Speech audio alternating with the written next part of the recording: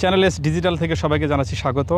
আমি এই মুহূর্তে অবস্থান করছি সিরাজগঞ্জ সদর উপজেলার সোনগাছা ইউনিয়নের ভাটপিয়ারি এলাকায়।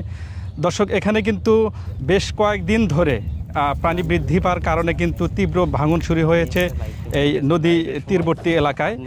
আসলে এখানে কিন্তু ইতিমধ্যে নদী ভাঙনে কিন্তু প্রায় 1.5 থেকে 200 বিঘা ফসলি জমি কিন্তু নদীগর্ভে বিলীন হয়ে গেছে। আসলে এখানে বেশ কয়েকদিন ধরে নদী ভাঙনের ফলে এখানে যারা স্থানীয় যারা রয়েছে তাদের কিন্তু বসত ভিটাসহ মসজিদ, মাদ্রাসা এবং বিভিন্ন শিক্ষা প্রতিষ্ঠান কিন্তু নদীগর্ভে বিলীন হওয়ার একটা সম্ভাবনা রয়েছে। সরকার যদি এদিকে একটু নজর না দেয় তাহলে কিন্তু এখানে যারা নদী তীরবর্তী এলাকার যারা স্থানীয় মানুষজন রয়েছে তাদের কিন্তু শেষ সম্বল এই বসত ভিটা হারিয়ে কিন্তু নিঃস্ব হওয়ার একটা সম্ভাবনা রয়েছে। এলাকা তো ভাটপিয়ারি অনেক দূর আসিল, এলাকা ভেঙ্গা চুরা শেষ হয়ে গেছে।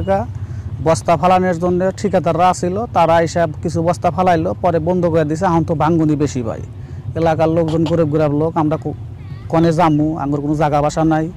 তো ভাই আমাদের এলাকাত কিছু মনে করেন কাম কাজ করলি পারে, মনে করেন অবশ্যই থাকবো। আর সামনে একটা থাইবাদের দরকার, একটা থাইবাদ দিলি পারে, তাহলে ভাটপিয়ারি গ্রাম মনে করেন অবশ্যই থাকবো ভাই।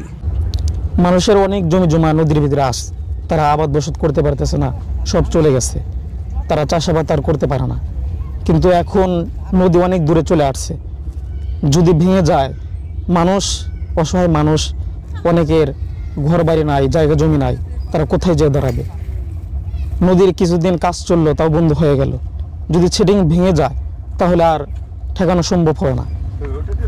তাই ডাক্তার ইউনূস স্থানীয় সরকারের প্রধানমন্ত্রীর কাছে আমাদের দাবি, এলাকার পক্ষ থেকে দাবি, তিনি এই ভাটপিয়ারি এলাকায় দৃষ্টি দিবেন। আমরা এখানে বেশ কয়েকজন স্থানীয় বাসিন্দা যারা রয়েছে তাদের সাথে কথা বলেছি। তারা আমাদেরকে এমনটাই জানিয়েছে যে এভাবে যদি নদী ভাঙন অব্যাহত থাকে তাহলে কিন্তু এখানকার যারা স্থানীয় যারা রয়েছে তাদের বসত ভিটা সহ ফসলি জমি নদী গর্ভে বিলীন হবে।